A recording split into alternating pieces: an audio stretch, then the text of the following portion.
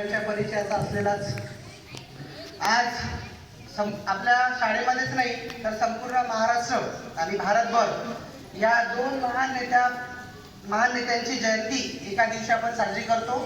ते म्हणजे राष्ट्रपिता थोर महापुरुष महात्मा गांधी आणि त्यानंतर आपले भारताचे माजी पंतप्रधान जे त्यांनी कार्यकाळ भूषवलेला आहे, अतिशय चांगल्या प्रकारे त्यांनी त्यांचा कार्यकाळ भूषवलेला आहे, असे लाल बहादूर शास्त्री यांची आपण आज जयंती साजरी करतोय। बोलायचं भरपूर आहे, परंतु एक प्रसंग गांधीजींच्या आयुष्यामध्ये घडलेला एक प्रसंग मी थोडक्यात तुम्हाला सांगतोय। जेव्हा महात्मा गांधीजी यांना दक्षिण आफ्रिकेमध्ये निमंत्रण मिळालं होतं की एका कार्यक्रमामध्ये त्यांना बोलवलं होतं आणि ते कार्यक्रमामध्ये जात असताना त्यांना प्रवासाचं तिकीट पण सुद्धा दिलेलं होतं आणि ते तिकीट होतं रेल्वेचं क्लास 1चं तिकीट होतं।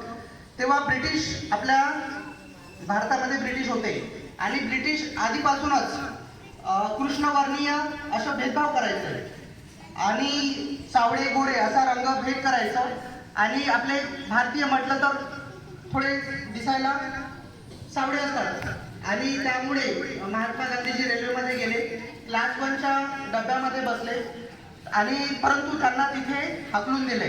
का बरं? कारण ते दिसायला ते कृष्णवर्णीय होतं, कृष्णवर्णीय असल्यामुळे त्यांना तिथे हाकलून दिलं।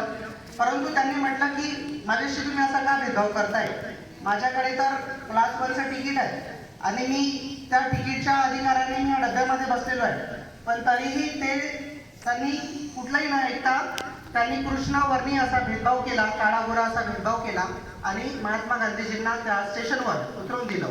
म्हणजे त्यांना अतिशय वाईट वाटलं त्यावेळेला की अजूनही हा असा भेद हा नष्ट झाला पाहिजे आणि त्यामुळे त्यांनी सत्य अहिंसा या मार्गाचा त्यांनी नेहमीच उपयोग केला आणि मग त्यानंतर त्यांनी हळूहळू सत्याग्रह सुरू केले आणि त्यानंतर जेव्हा आफ्रिकेमधून महात्मा गांधीजी भारतामध्ये आले, 9 जानेवारी हा तो दिवस होता आणि तो दिवस संपूर्ण आपण भारतामध्ये प्रवासी दिवस म्हणून साजरा करत असतो आणि त्या दिवसापासून महात्मा गांधींनी आपल्या महाराष्ट्रामध्ये भारतामध्ये विविध चळवळी सुरू केल्या।